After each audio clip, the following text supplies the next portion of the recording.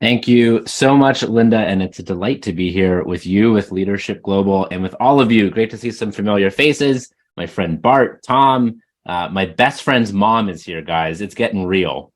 So I'm delighted to be with you, and I would love to make this as interactive as possible. So I have a few prepared remarks in terms of what is a speak up culture, how we can build it, the responsibility leaders have to build it.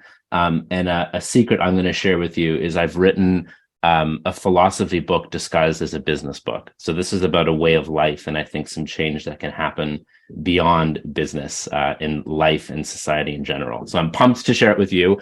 And then we're going to have a ton of time for conversation and discussion. So I appreciate those who have their videos on and welcome you to keep it on and to come off mute and speak up and have a conversation. Because if I don't generate a speak up culture as we go through this, I'm kind of a fraud. So please help me ask questions, push back. Would love to make this a conversation and a dialogue.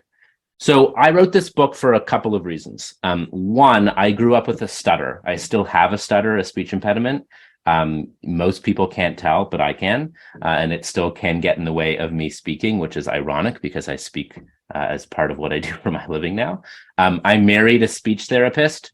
Good choice, not just for me, more so for my kids and my nieces and nephews. So that's one reason, is I know what it feels like to have something you want to say, but lack the confidence, physiology, know-how to speak up and have your voice be heard. I've also been parts of organizations and in relationships personally and professionally where there is a speak up culture, when we can share how we feel and how we think, and it makes things better. Relationships go stronger. Innovation is a result. It's the bee's knees. It's wonderful. I've also been parts of relationships where there isn't a speak up culture. It's more likely a zip it or a culture of silence. And we go out of our way to avoid sharing what we feel or think. Because typically the finger's pointed back at us and we're the problem. And maybe you've experienced this before: gaslighting, toxic positivity. It ain't fun. And so that's why I've written this book, because I want for you, for me, for my kids, for your kids to have more relationships with their work and in society where there is a speak up culture, where we feel that it is safe and worth it to share what we think and share what we feel to make things better. So this is what I mean by a speak-up culture. A speak-up culture is an environment in which people feel it is both safe and worth it to share ideas, even if they're half-baked. I once shared an idea at an executive meeting that was half-baked, and I was punished for sharing a half-baked idea. That was the last idea I shared at that executive table ever. We can share concerns, even if they're unpopular or personal. We can share disagreements, especially with senior leaders. How does that go? When you start calling the boss's baby ugly, how does that go, right? And we can admit mistake, believing that admitting mistake will actually lead to improvement and not punishment.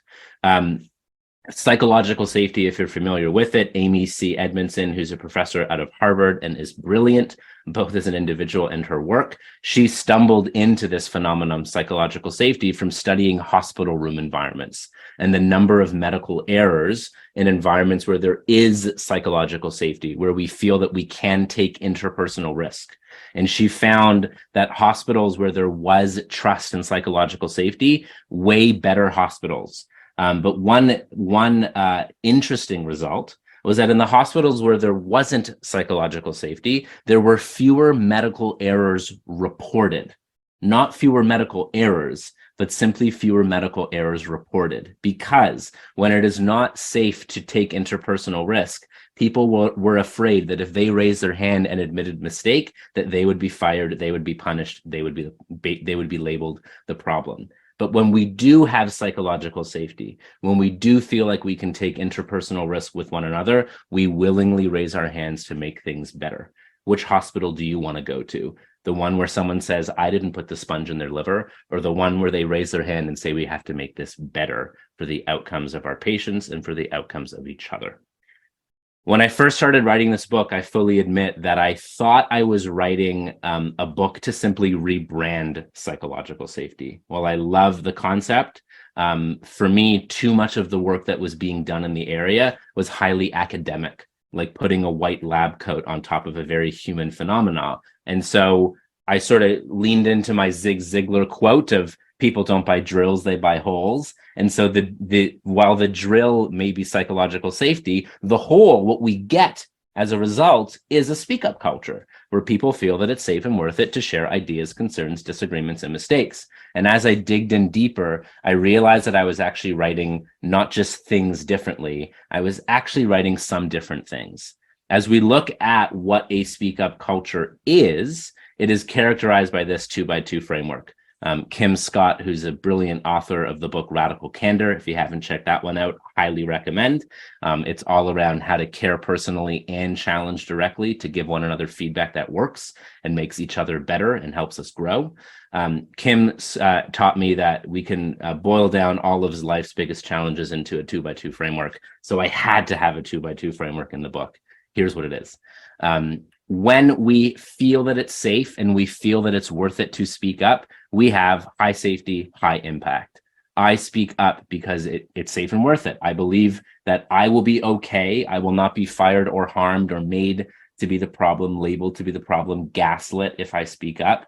And my speaking up actually makes things better. It leads to some sort of improvement. We want this. Upper right corner, absolutely. We don't want low safety, low impact. This is what I call an unhappy marriage between fear and apathy. I've been there. Perhaps you have, or you know someone who has. No fun. We don't speak up because we feel that it's not worth it. This is where quiet quitting or resignation happens in this lower left quadrant. Now, the last two quadrants are really interesting. I'll start with the top left. High safety, low impact. I'll speak up, but it won't matter. This happens where we might feel safe to speak up, but because of bureaucracy, systemic issues, or a change in habit that will be too hard, we don't feel that it will lead to any meaningful change. So as an example, you could have a friend who is doing something that is self-harming and is not good for them, and you know it. They may even know it. You might feel safe to say to them, hey, stop doing that, but you have very little faith that it will lead to any positive or meaningful change. That's high safety, low impact. You might still speak up, but it likely won't create a change. The bottom right corner here is really interesting. Low safety, high impact. I'm afraid to speak up, but the stakes are too high to remain silent. This is when people feel that the cost of remaining silent is too high. They feel emotionally connected to a cause that allows them, empowers them, enables them to step into courageous leadership. Ed Pearson, who is a senior manager at Boeing when they were making the 737 MAX, was one of these people. He's a retired naval officer. He was on the production line making this new plane that he saw was unsafe. And to his own risk, to his reputation, his relationships, even his job, he did not feel safe to, but he felt too connected to the fact that if these planes went down, hundreds, if not thousands of people would die. And he spoke up. And it wasn't until 2 planes went down and killed 346 people that finally the president of the United States and the FAA stepped in and shut down the production of the Boeing 737 MAX. It's now in the sky. It's apparently safe. I've been on a few of them, but Ed says they're still not safe. So passenger beware. That is a quintessential example of not feeling safe, but displaying the courageous leadership to speak up. In the case of Ed, he attempted to speak up internally to the right people, to the general manager of the Renton facility where they were making the plane, to senior leaders, C-suite leaders of Boeing, and eventually he became a whistleblower, and he shared his concerns with the safety of that plane at U.S. Congress. So this is when we can become a whistleblower as well. At personal risk, we speak up. It doesn't go anywhere, and so we go public. So that's the phenomenon. High safety, high impact, make it safe and make it worth it for people to speak up. I've also learned that there's a virtuous cycle. So how do we actually create this environment where people feel that it's both safe and worth it to speak up, regardless of their level within an organization or if they have a personal relationship with us? Well, leaders do 2 things.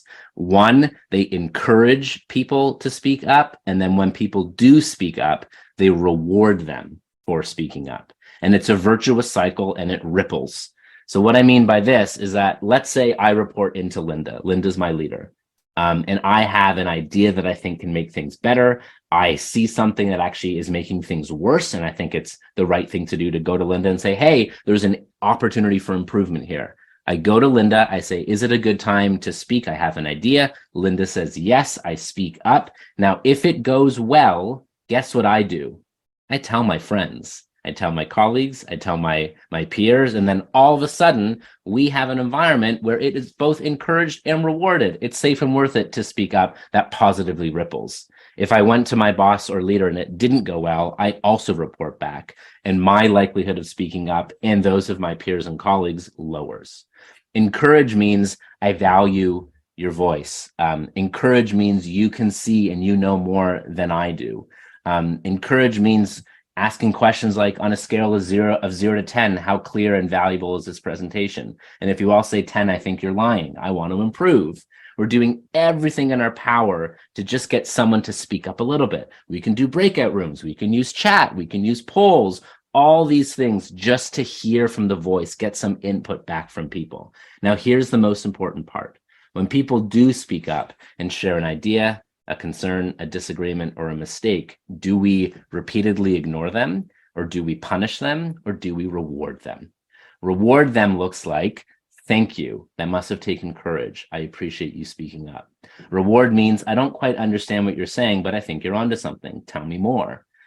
Reward means we didn't implement your idea, but here's why. Keep it coming. I like where your head's at, right? Reward doesn't mean a raise, a bonus, or a promotion, or a statue made in your honor outside of corporate headquarters. Reward means you matter, I value you, keep it coming. There's one pilot with a major airline, very senior pilot, has an amazing safety record, and he says before every single flight to his crew, I've never flown a perfect flight and today is no exception. I need to hear what you see, right? That's encouraging. And then especially if someone brings you bad news or something hard to hear, you must reward them even if it's hard to hear. As the saying often goes, bad news never gets better with time. Let me see what else I want to share here. Yes, the wisdom of pickles. So a couple more things here, and then I want to pause and see what questions you have. And please ask questions as it relates to bringing these ideas to life in your work and in your relationships.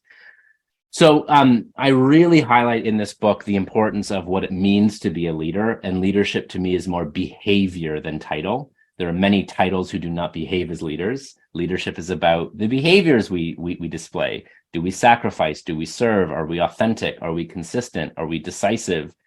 Do we give credit often and take ownership and responsibility when things go right? Leadership is a behavior. And as well, a huge piece that I highlight in the book, obviously it's in the title, is culture. But what does culture mean? How does it influence people? And how do we actually build culture? So I have a few ideas. One is, let's look to pickles. So we can take a world-class cucumber, put it in some awful pickle brine, and we, my friends, have an awful pickle that should never have been made. We can also take a pretty cruddy cucumber, put it in some excellent pickle brine, and we have an amazing pickle. What this means is that the cucumber doesn't matter as much as the brine. Obviously, we want both, but this is a metaphor for our cultures. This is a metaphor for the fact that the environment actually matters more than the people. You can take an amazingly talented, good, strong, valued individual, put them in a broken system or a broken, toxic environment, and they're capable of doing awful things. Similarly, we can take someone who's never been given a chance in their life and put them in a good, healthy environment with education and support and psychological safety, and they're able to contribute and do absolutely remarkable things. The environment matters more than the people. So how do we actually create culture, and what does it mean? I've devised a little equation for it. I'd love to hear what you think about it. So culture equals values multiplied by behavior to the power of influence. So, of course, organizations ought to have values. If you don't have values, it could just be chaos. We need to give people some parameters of what it means to be successful here. It's not just about achieving results. It's the way in which we behave in achieving those results. Now, if we articulate values, put them on our screensaver or on our walls and don't do anything with them, anything multiplied by 0 is 0, right?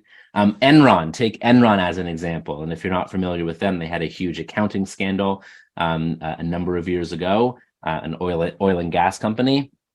Enron had values. They were, and I kid you not, communication, respect, integrity, which is hilarious, and excellence.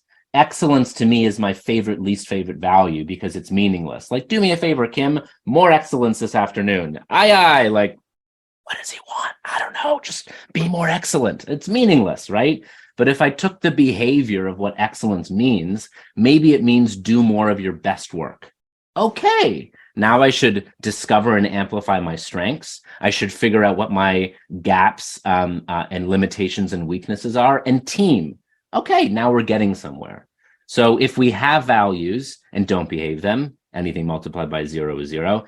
If we have values and live and behave counter to them, as happened at Enron, we can actually have a negative, deleterious, or toxic culture, because anything multiplied by a negative is a negative. Now it's raised to the power of influence, because what that means is the more influence we have in our culture, which might be seniority or authority, or it could be by virtue of the relationships that we hold.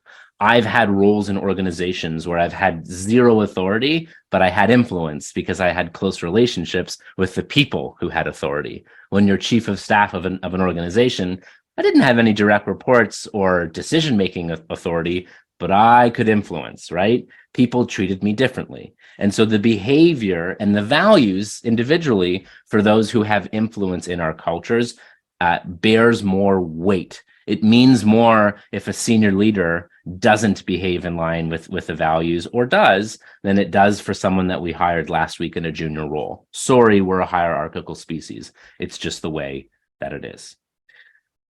Let me see if I have anything else here I want to share for the time being. Let's see.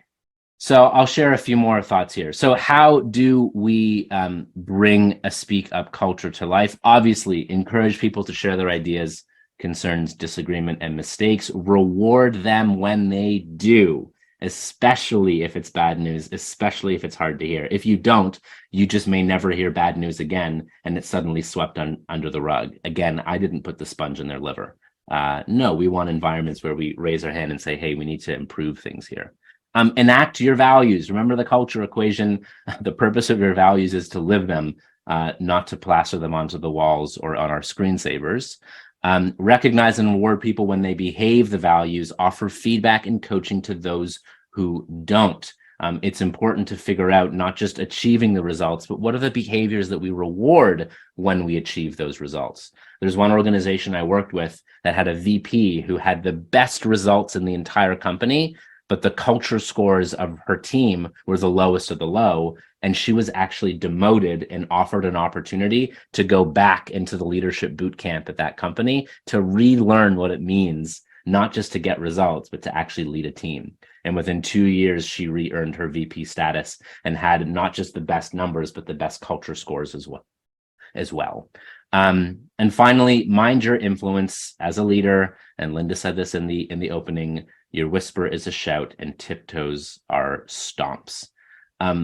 That's the book. I would be delighted to figure out from all of you what made sense, what's rubbish, and how these concepts and anything within and beyond can help you in your leadership, in your business, in your career.